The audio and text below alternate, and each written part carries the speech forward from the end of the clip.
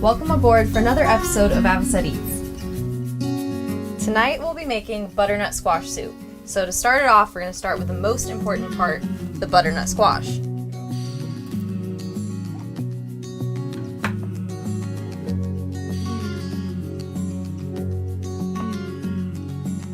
Here comes the fun part. This is a lot like carving pumpkins, so you just want to scoop out all these seeds, all of the insides of the butternut squash. And I'm actually going to save these seeds for garnish later. And then you're going to grab your knife and you're going to cut some slits right down the middle. Not too deep, but almost all the way through. And we're going to do a couple of cross ones as well. So we're going to move these right on over to a baking sheet. And we're going to drizzle the top with some olive oil or coconut oil, any kind of oil that you have. Right now we only have olive oil, so. And pop those right into the oven while we do the rest of our prep.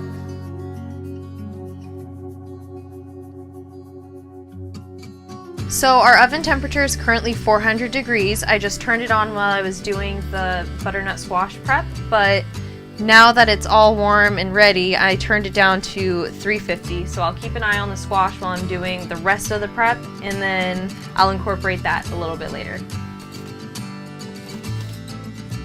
Chop, chop, chop, chop, chop. So unlike most of my other recipes, I actually learned this recipe myself, not from my mom.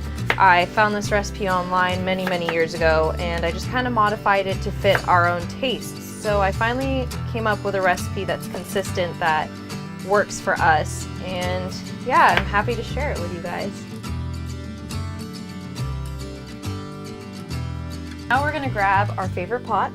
I love this pot because it's super compact, as you can see, and when you need it to be a big soup pot, you just push it out and voila.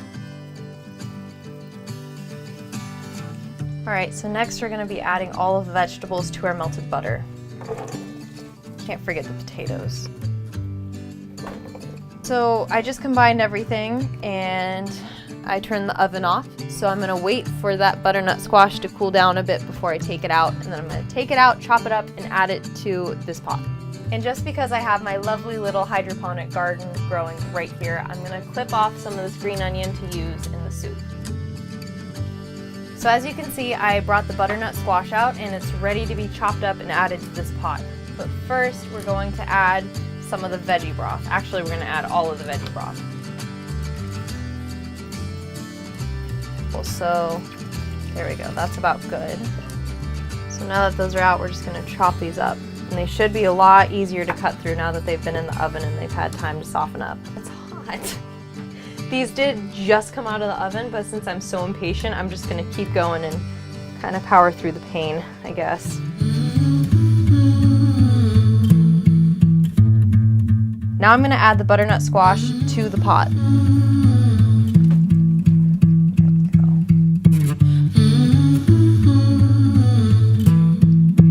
So after that's all combined, we're just going to put the lid on it and let it simmer. So while the soup is boiling, I'm going to take the leftover seeds and I'm going to start roasting them to go on top. The vegetables in the soup are finally soft enough to start blending them. There's two ways you can do this. If you have a nice little hand blender like what I have, thanks Mom, then you can just do it right in the pot, or you can grab your blender if you have a blender on board and put it in your blender, or you can just squish it up any other way, I guess you know how. So far so good, but now it's time to add the cream and some more spices to really bring out the flavor. Now that we've let it simmer for a while, we're going to serve it up.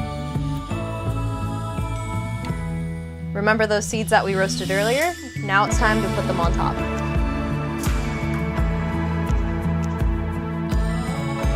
Bon appetit!